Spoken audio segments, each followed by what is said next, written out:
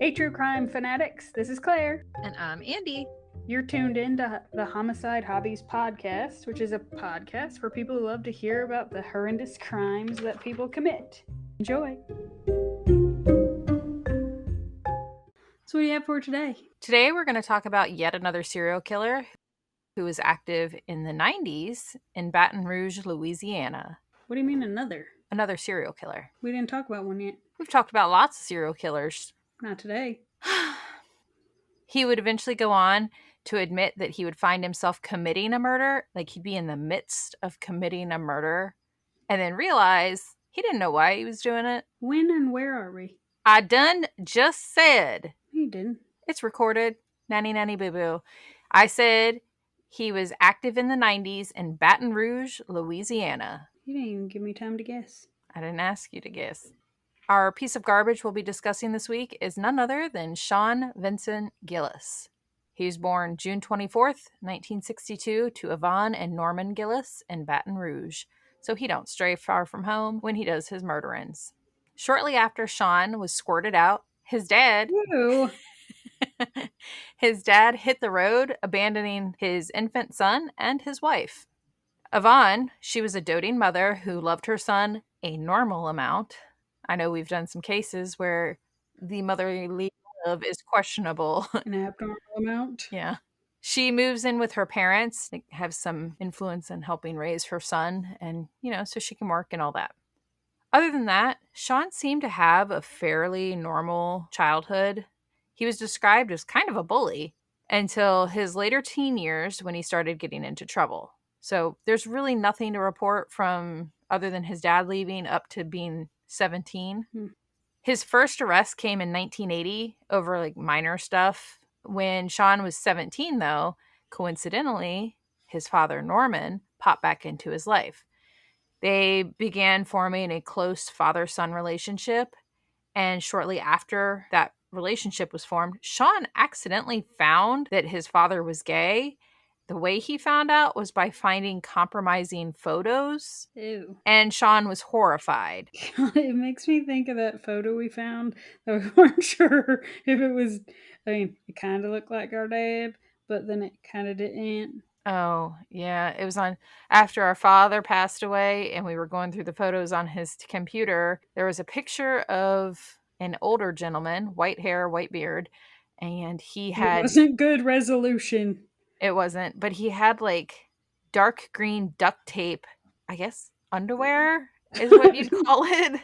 And it was an X across his chest. And then he had on what looked like dark green rubber boots. And he was standing with his hands on his hips and one leg up on a step. It was an interesting photo. Not sure why that was on our father's computer. I'm pretty sure one of us kids, because there's 4 of us, sent him that as a joke. Sure. But we ended up taking that photo and sending it to each one of our siblings to find out, do you know where this picture came from? To which we were all shocked and horrified. Yeah. But that's what that makes me think of, because it is hard when you find something on your parents' tutor. Yeah. I can get behind the fear. Well, it made me think of that case that I did, the piece of shit, where the son found photos of the dad wearing women's underwear and eating poop. Yeah, that Jim. Yeah. But eventually, Sean becomes quite familiar with the law. He would go on to be arrested for just traffic crap, a DUI, possession of marijuana, for peeping into a female neighbor's window. And when he got caught being a peeping Tom, he said, "I was just looking for my cat." He doesn't have a cat. Well, I believe he was looking for a cat, just not of the feline variety. You're disgusting. I wasn't peeping. He was also had a contempt of court charge. Nothing major other than the peeping Tom. The possession and the DUI are a little concerning, but Sean, he didn't like to go to work. And more often than not, he was unemployed.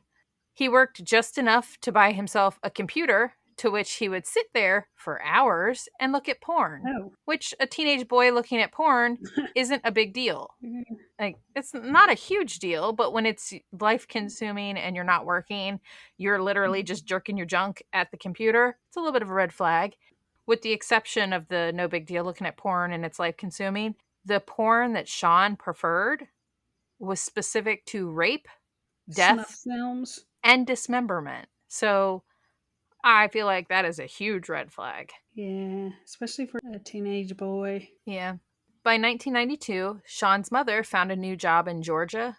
She wanted Sean to come with her, but Sean was like, no, this is my house. I want to live here. Does he have a nasal problem? All the fellers in my cases have nasal problems. So, since he technically is an adult, and by technically, I mean he's 30. So that's not technically an adult, Andrea. That's it. That's an adult. He's an adult in age, but he is not an adult responsibility wise. He doesn't work and he's living at home with his mommy. He's a bum. Yeah, He is an adult, though. He's a man child. right.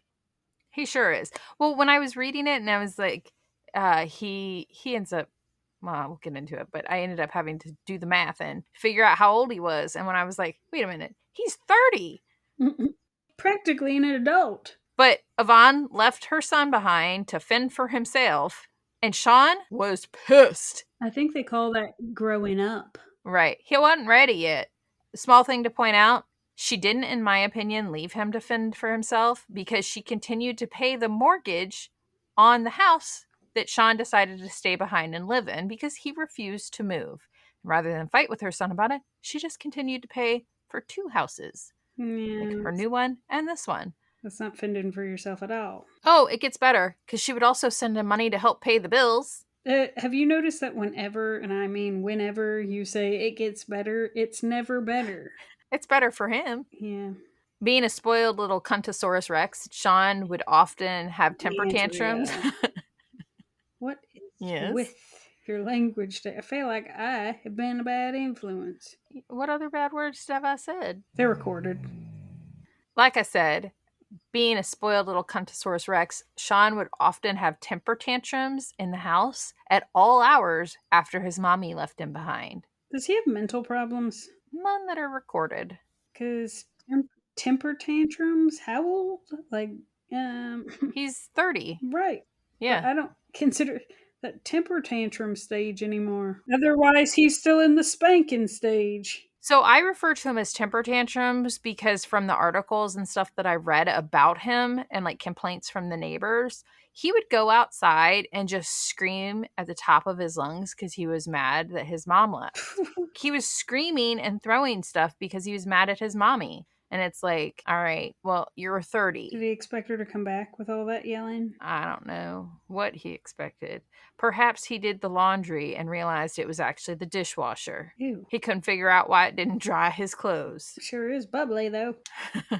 But in 1994, Sean was an out-of-work computer programmer who was a bit down on his luck. It's about time he did something with that tutor. Yeah, I don't think it counts as out-of-work computer programmer when all he's doing is looking up the porn. You don't know. He could be typing at high speeds with his penis. Ew. He probably got sent over to do some work on somebody's computer. They came over and saw that he was looking up them porn sites on their computers. His luck seemed to change when a friend of his introduced him to a woman named Terry Lemoyne. Terry, she suffered from epilepsy and she was used to abusive men. So Sean, being short, quiet, almost painfully shy, he was like a breath of fresh air to her. And the couple instantly are, like we always see, they're head over heels for each other. Meanwhile, Baton Rouge, which is where they're living, is not a safe place. Women are being raped and murdered at an alarming rate. And aside from the crimes I'm about to tell you about that Sean goes on to commit, there's another active serial killer named Derek Todd Lee. And he was committing murders at the same time Sean ends up committing murders. Derek would go on to be arrested in May 2003 in Baton Rouge. And during the investigation, police realized some of the women that they thought Derek had murdered couldn't have been connected to him when Derek began his killing spree in 1992. But from 94 to 2004, there were 2 additional serial killers. What the hell's going on in Baton Rouge? Right. That's 3 serial killers that were active in the same 10-year span. Like, that is a crazy, that's bad.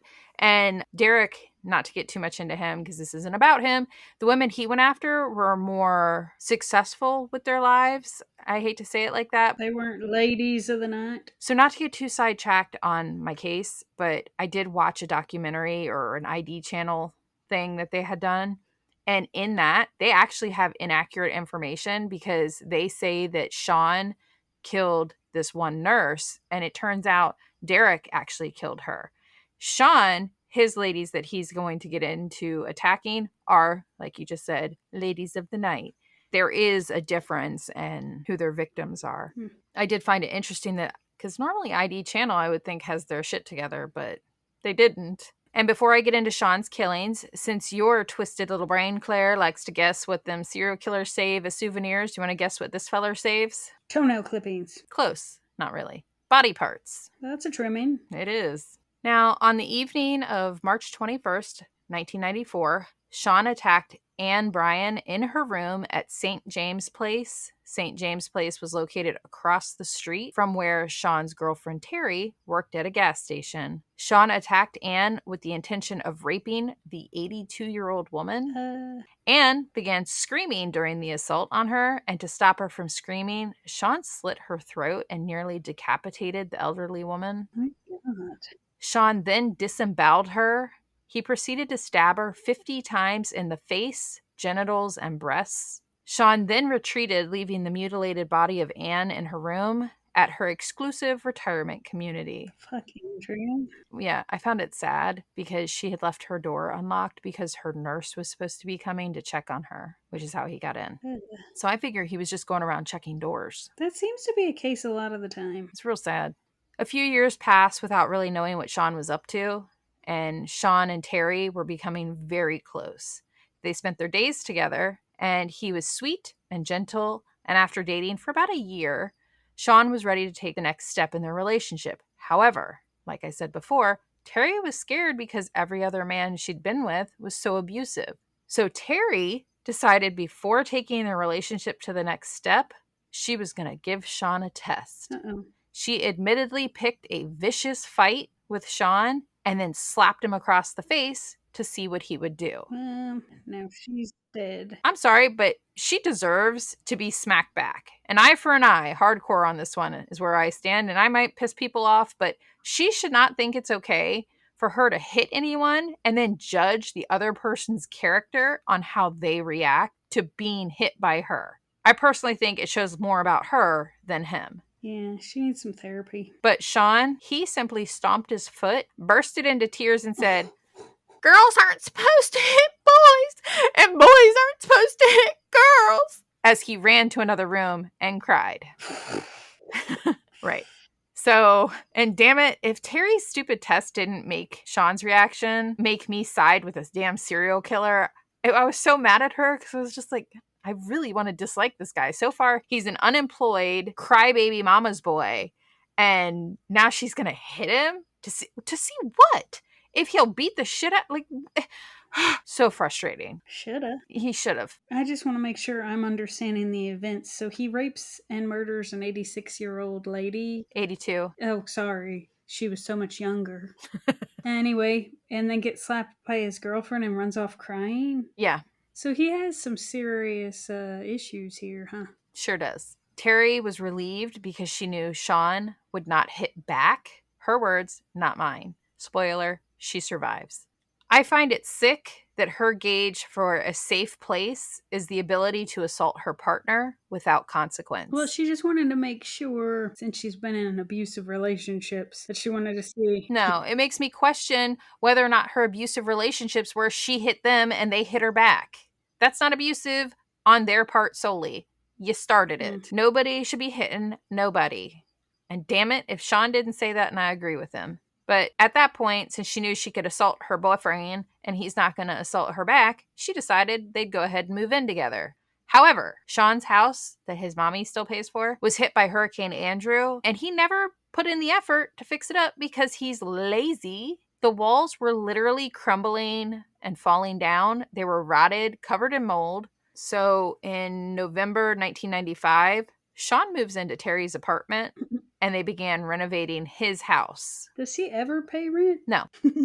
By 1996, with Sean's house still unfinished but in better condition, Sean and Terry move into his house together. So now they've left her apartment and everything seemed great for this couple. The following year, however, so in 97, Terry's mother was dying in the hospital And she was distraught because she was no longer able to drive due to her seizures Dude, becoming so frequent. is this the twist that? Oh no, he killed the lady he raped. I was gonna say, if Yeah. that's Terry's mother. That would be a sick and twisted, but no, this is several years later at this point.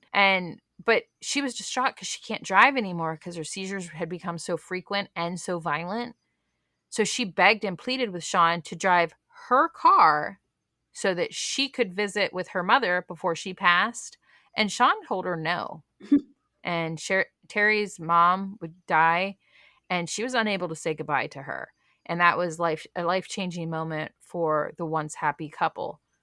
Shortly after that, they began fighting and not really getting along. I think she was definitely harboring some irritation. Resentment. Yeah, because here she is. She's the only one working. She and his mother are paying for the renovations on his house, and she's doing his projects on her days off or before she goes to work because she works the night shift. Mm-hmm. And he's living in her apartment while they're paying to fix up his house. What was the reason for not taking her? He didn't want to. So that brings us to January 4th, 1999, when Sean lured Catherine Ann Hall, a 29-year-old prostitute, into his van, and by his van, I mean Terry's van, with the promise of oral sex in exchange for some cash. Sean raped Catherine, and then he tried to strangle her with zip ties. But when she tried to escape, he stabbed her to death 16 times, the stab wounds going straight to the bone. He then had to release his excitement and committed necrophilia when he decided to have sex with Catherine's now bloodied body. Sean then proceeded to mutilate her remains and left her naked corpse under a dead-end sign. Fortunately for investigators, Sean lacked the much-needed manscaping.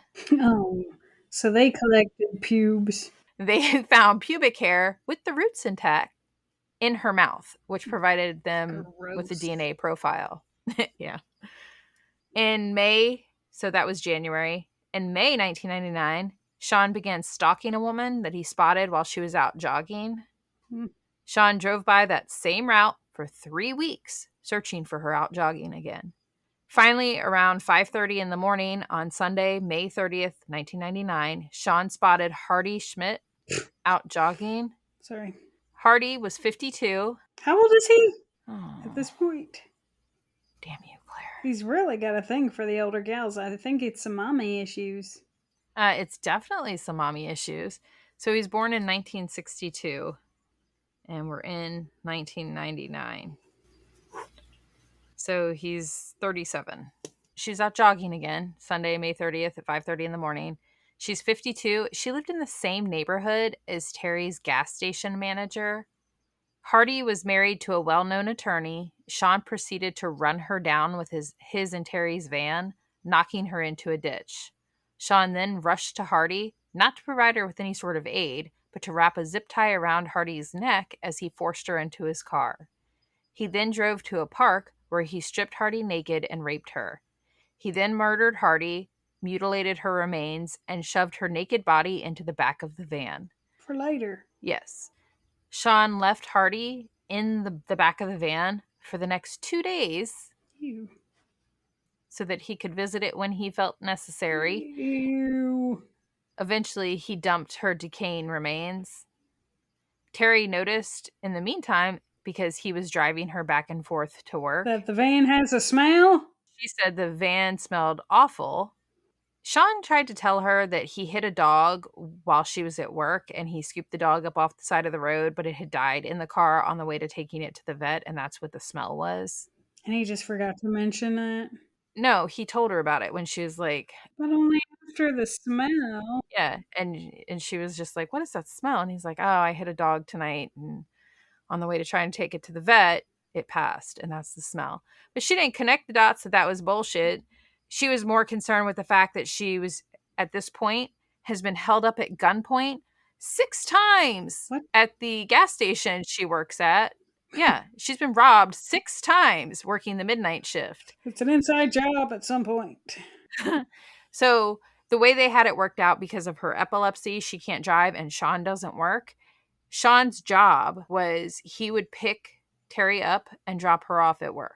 And then they were on the same schedule, so they both slept during the day. And then he was off gallivanting at night. She didn't know what he did in the evenings with his time while she worked. We know what he was doing. Old ladies. Well, the one chick was 29, so He probably made her wear a wig. maybe. On November 12th, 1999, Sean was out prowling the streets while Terry was at work, and Sean found Joyce Williams. She was a 36-year-old prostitute. He raped and murdered Joyce. He then drove back to the home he shared with Terry with the remains of Joyce in the van. He then lugged Joyce's corpse into the house where he proceeded to commit horrific acts of mutilation. He performed a deranged autopsy on Joyce Williams right on the kitchen floor. How long is this lady working for? I don't know if she's working 8-hour shifts or 12-hour shifts, but she's gone for a long time. I can tell you, if Dave did that, I don't believe he'd have all that cleaned up by the time I needed to be home. So Sean, this is a quote from him. She had beautiful legs. It's one of the things I recall about her. And I wanted to keep those legs. Ugh. I like a good set of gams. Good set of legs. Looking at it, just the curvature of it, it was beautiful. Notwithstanding that it was cut off a person. He's disgusting. So you can't just say all that and then comment. What the fuck, Andrea? What? He tried to cut off her legs to keep them. Okay, yeah, but your little quote there, you gotta give a person time to process that little tidbit. Is it the tidbit or is it the nasaliness? Yes. Well, process this while you're at it. Sean then committed necrophilia and cannibalism. Sean ate Joyce's severed nipples. Oh, did he cook it first? No.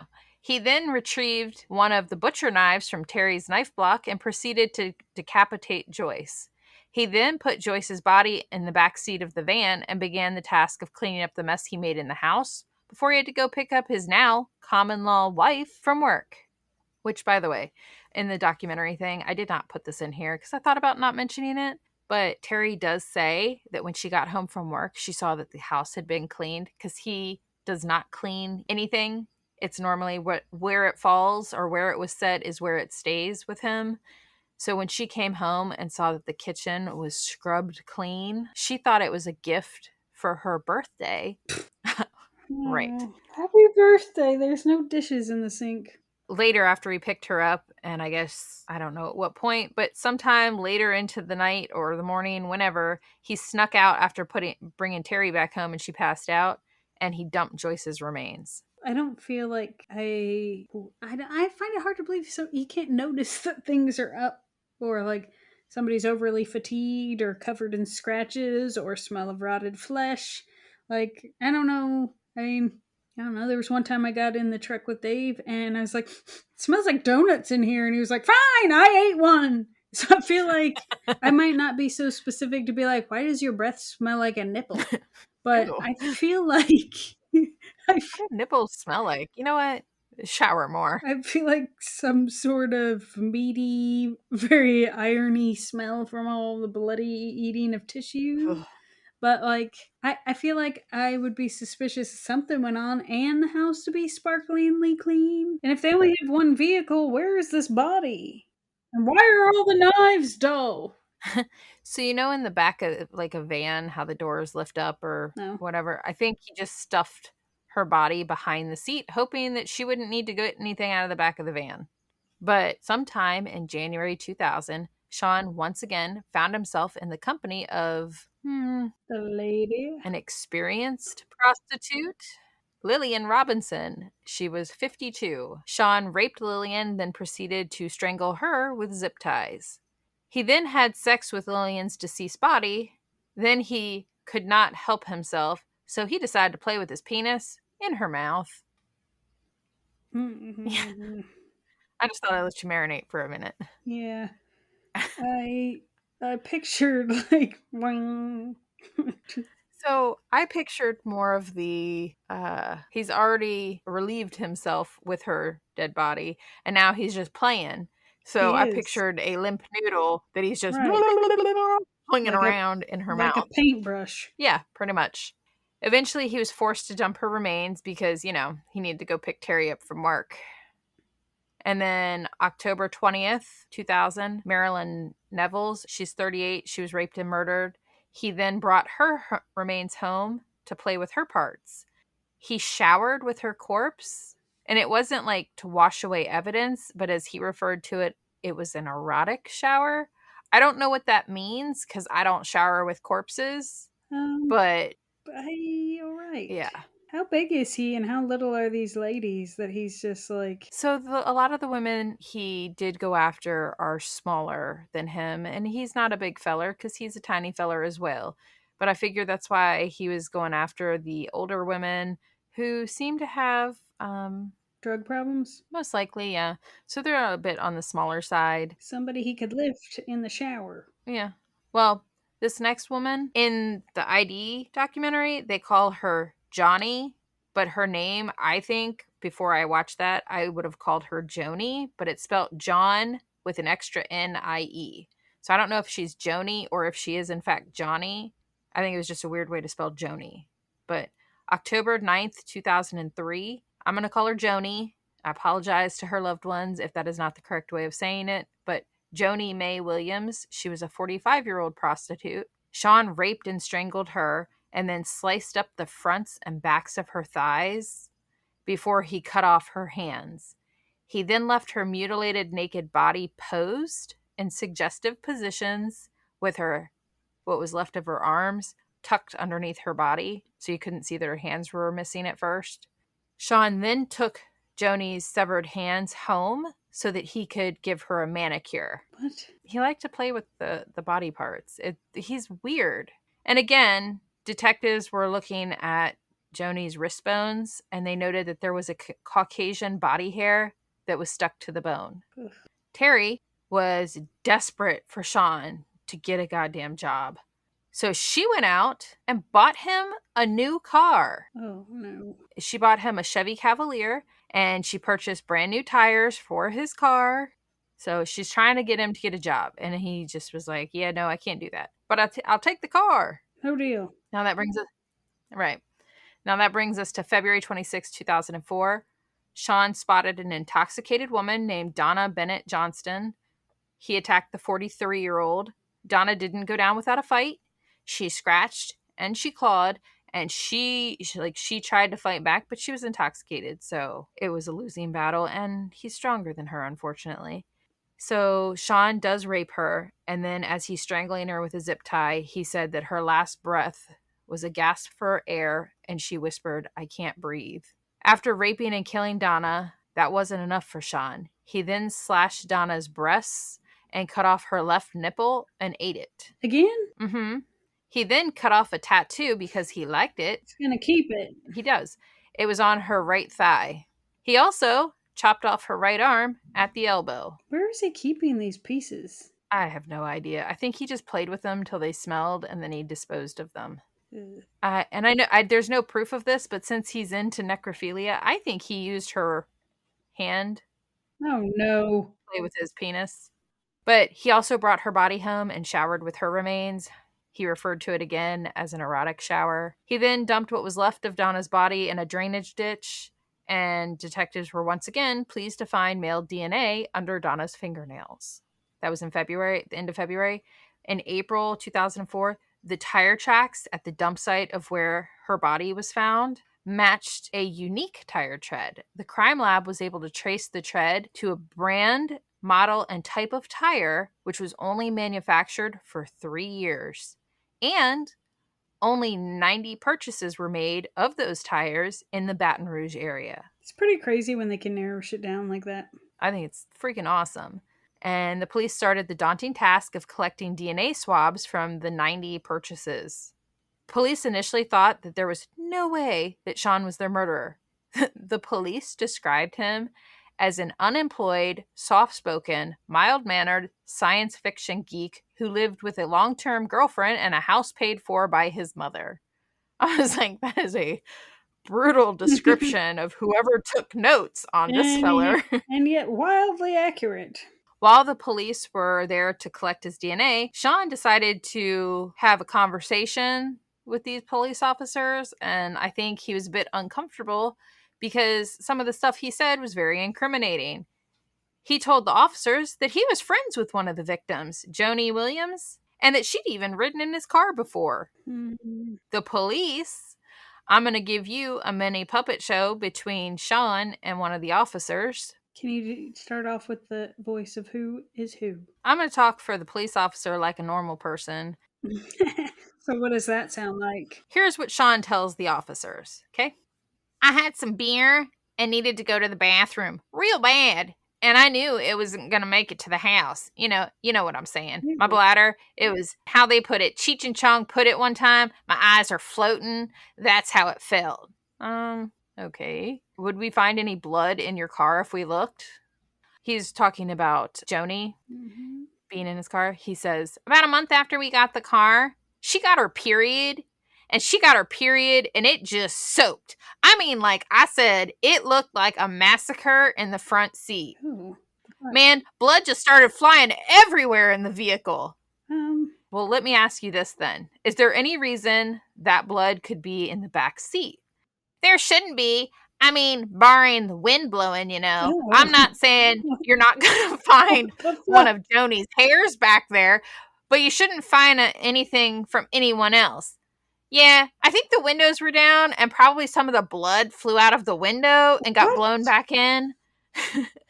Everybody that was there collectively, they just kind of look at each other and they were like, yeah, it's him. Okay, so we'll be right back. And then Sean's just sitting there and he's like, so much for a little friendly Q&A. I was just like, hold up. He said that? Yeah, so much for a little friendly Q&A. So he's irritated now because they're like, yeah, so you're the murderer. You just said you had one of the victims in your car, and you're trying to tell me that blood was squirting out of her vagina because she started her period so badly that it hosed down the front of your car, went out the window, and back into the back seat? What? That's not a thing. Fuck. Can I just say, I'd be super, super mad at Dave. Like, you said what? They take his DNA. I mean, they can't arrest him because of that weird ass story. They can know that they're on the right track. Yeah, they know to keep an eye on this feller and don't lose his DNA sample. And after Sean's DNA came back as a match to what was found in Donna's remains, Sean was arrested April 29th, 2004. Police then had the confirmation that Sean's DNA was on two of the other victims, the hair that had stuck to Johnny May's wrist bone, and the pubic hair found in Catherine Hall's mouth. After Sean was arrested, during the investigation, police found digital pictures on Sean's computer. 45 of those pictures were of Donna's mutilated corpse in the trunk of Sean's car. And they also found photos of his other victims. Police also found some of the souvenirs from his victims because of how graphic it was. The media nowadays censors all of that. You can't find what specific souvenirs they found. I did read somewhere that they found the tattoo that he cut off of the one girl. They did find that in like a jewelry box stashed away. They did find jewelry and other items that got left behind, but I think that was more or less items that fell off when he was bathing with his victims. Because he seemed to go more for body parts to play with. Originally, Sean was charged for the murders of Catherine Hall, Joni May Williams, and Donna Bennett Johnston. Once Sean knew police had a mountain of evidence against him, he confessed to not only their murders, but a total of 8 murders. Even though Sean confessed, as we've seen, without concrete evidence, the state's not going to waste their time because the more circumstantial, like if he just turns around and says, yeah, I take back my confession, if they have nothing else connecting him to 5 murders, it makes the 3 that they have not seem as valid, I guess it would be the best way to put that. So they only proceed with prosecuting him on those 3 that they could prove, with or without his testimony, that he did in fact commit. Sean was put in jail where he awaited his trial until July 21st, 2008. That's a long time to sit in jail. I realize he's going to be in there for a lot longer, but you figure that's 4 years of just sitting, waiting. Well, he wasn't doing anything outside of jail either. He sure was. He was murdering Well, people. I'm talking like it's not. Productive. Yeah, he wasn't actively contributing to society. Yeah. He was out gallivanting, murdering people, eating nipples. Yep. And on July 31st, 2008, he was found guilty of all 3 rapes and murders and sentenced to life in prison without the possibility of parole, times 3. The following year, Sean pled guilty to second-degree murder of 36-year-old Joyce Williams and received yet another life sentence without the possibility of parole. Sean also pled guilty on February 17th, 2009 to the murder of Marilyn Nevels, which he received another life sentence for. And as heartbreaking as it is to say this, she was never reported missing. And until Sean confessed to killing her, her absence in life was unnoticed. Hmm. Yeah, I thought that was real sad. Sean later admitted to keeping tabs on the other serial killer, Derek Lee's murders, because he didn't want to be outdone by Derek. All right. Yep. Too bad he didn't have that drive anywhere else in his life. Right? Fun fact about Sean, when FBI criminal profile Mary Ellen O'Toole sat down and spoke with Sean, she discovered he had fantasies about committing necrophilia by the age of 10. Oh. And another mini puppet show. So you got Mary Ellen, the FBI profiler. She would go on to ask Sean a question regarding his mother, Yvonne. Did you ever think about having sex with her? Of course. She's not an unattractive woman. Even if you see her and meet her now, I've thought about it before. If she passed away, y'all would find me in bed with her. Ugh. So he's got some serious mama issues, but I'm pleased to report that Yvonne safely passed away June 21st, 2021 at 84 years old without the company of her son anywhere near her live or dead body.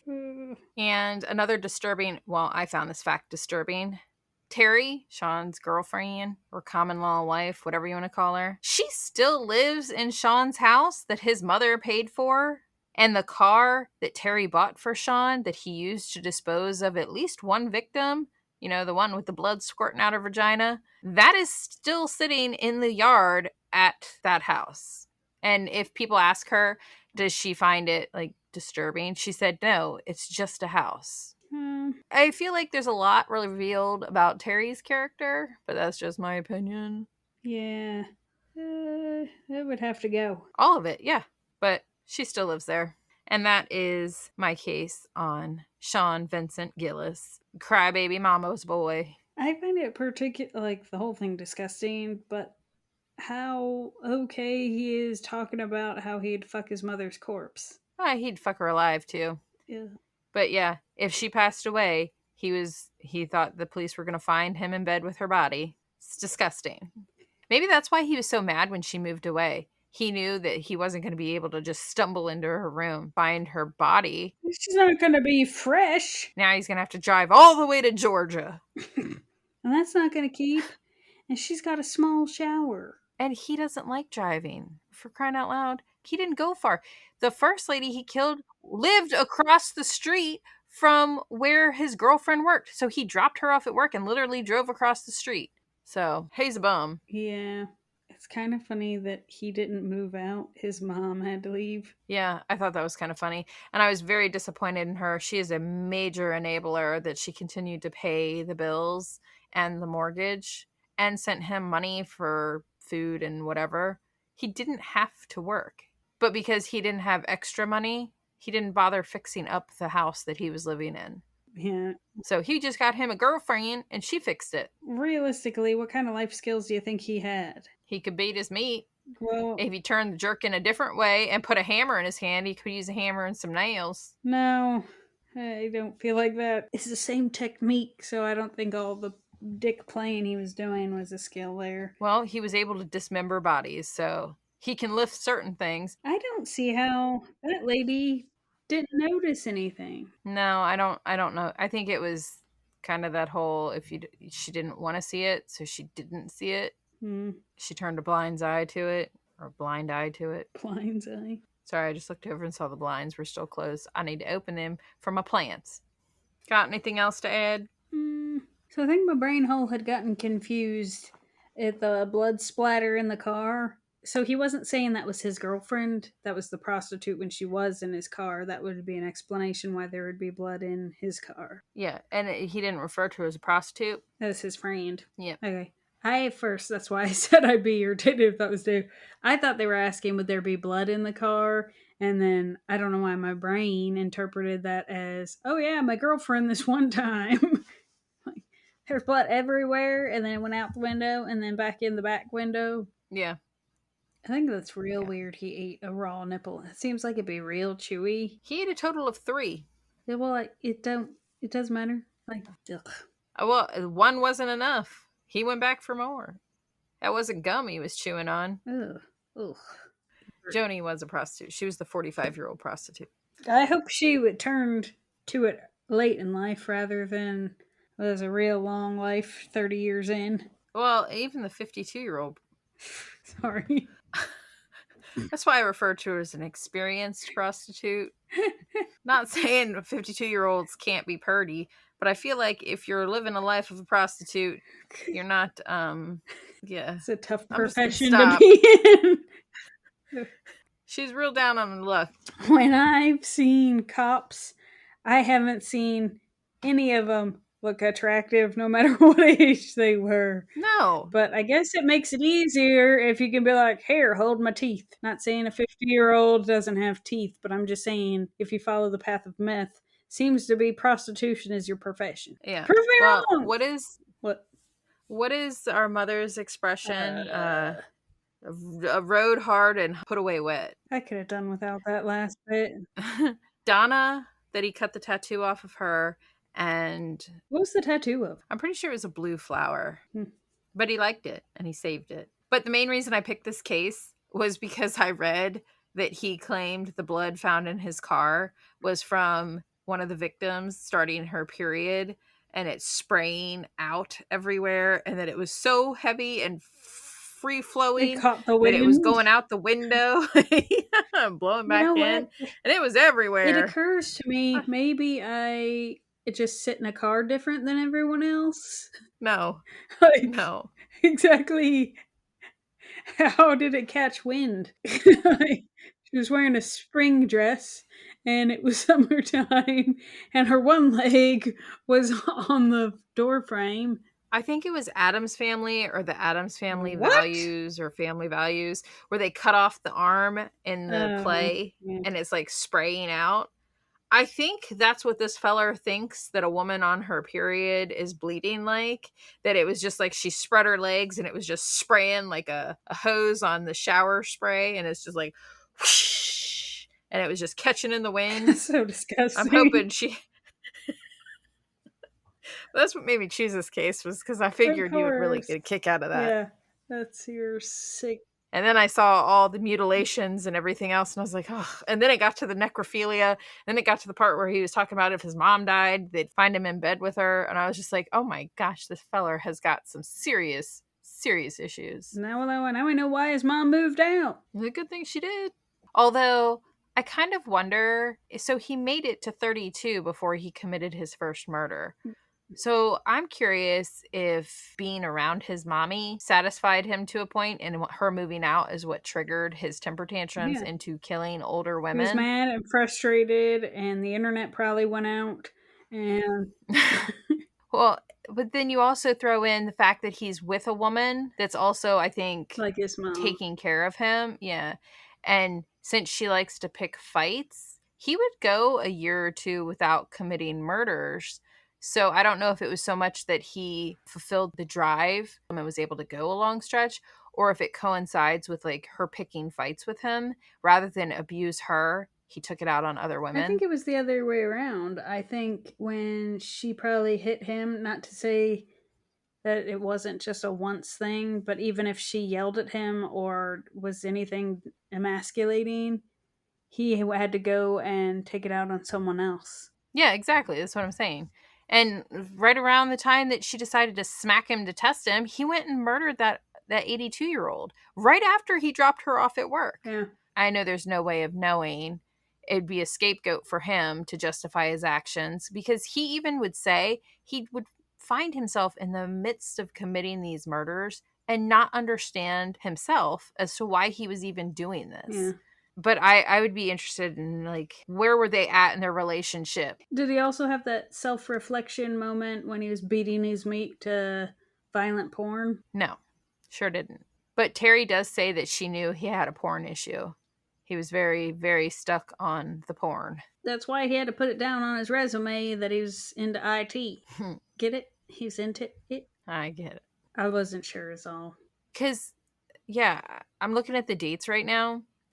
His first murder coincides with being in a relationship with Terry for almost a year. And even she says that at about the year mark, that's when she decided to smack him and see if he would beat her back. She just wanted to see him at his worst before moving in. And turns out she lucked out and didn't see him at his worst ever. He cleaned the kitchen for her one time. And I think that at that point, that's when he left the mutilations at other locations, because he realized that is a mess to clean up. Yeah, he spent all night. He didn't do a very good job, because they did say when they went in and sprayed the luminol that the entire kitchen and the baseboards lit up. Like the whole kitchen lit up, which I also find disturbing that she still lives in there. Yeah. She threw some fresh paint on the walls, and that's about it. I don't know. I guess if it were me, if I purchased a house that I knew murders took place in, it's kind of gross, but it'd be different if I were to find out that Jason was bringing dead women back to our house. And snacking on their nipples, because you know it'd be with cheese. My husband likes cheese, for those that don't know. He'll dip mozzarella string cheese in cheese. Can't get enough of it. But I wouldn't be able to walk in my kitchen and not see that, if that makes sense. Like, you were actively living here when these things took place. Your butcher knives. Definitely have to get rid of those knives. And how about the shower? Yeah, that too. I wouldn't be able to look at my house the same way.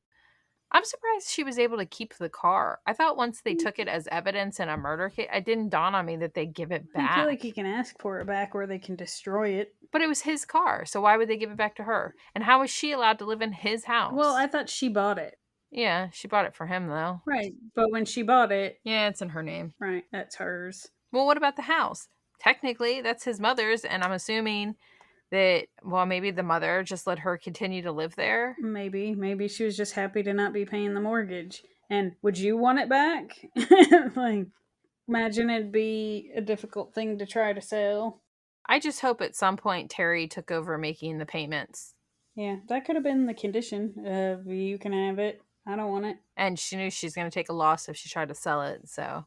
Are they still dating? No. So she did go see him once to confront him, because when the police busted in and arrested him in the house, they also arrested... She just wanted to know if he used her fancy knives. Well, she also got arrested because, you know, they don't know. It seems far-fetched that this stuff is happening and you're not aware of it.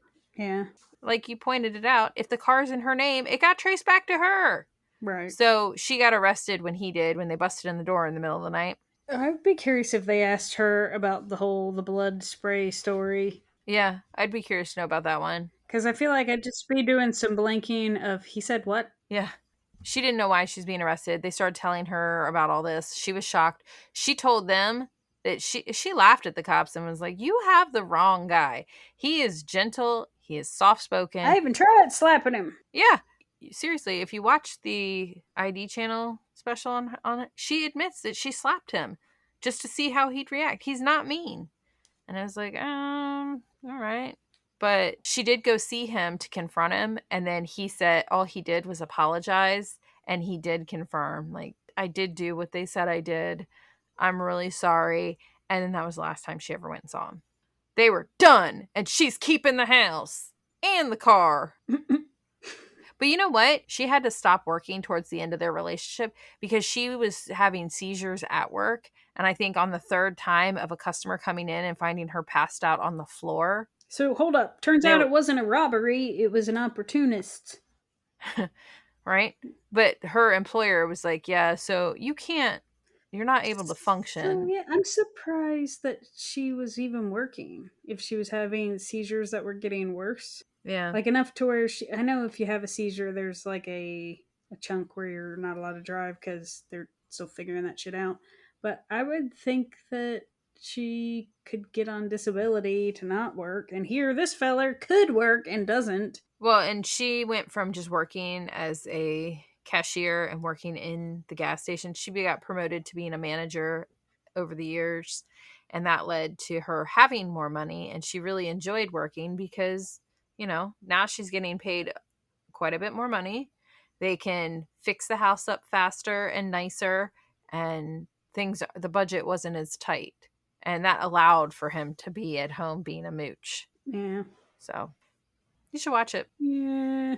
It's one of those short. It might be one of those weird things that Dave will accidentally put on after you told it to me. Maybe. But I had it written down which episode it was. And it's like a 30, 45-minute ID special. It was on Amazon. One of them shows where each episode is a different killer. Oh, yeah. It's supposed to be an hour, but because it's on Amazon and there's no commercials, God, it's only like 45 minutes. I can't stand these ones here lately that they're doing like a mini series, and if they stopped repeating everything, it could be an hour. I can't watch those with Jason because he gets so annoyed because they like recaps. He's like, why are they recapping? They just said it. I was like, because it was a commercial break and you got people that would have just tuned in. So they're just doing a quick recap. It's Or not people that him. have short attention span. And he's like, I am sitting here trying to watch it. I don't need it recapped. Or for me and Dave, who when we're watching a 4-part series, take a brief nap, wake up and go, we missed episode 2. You think we missed anything? No. Something about some of those voices, though.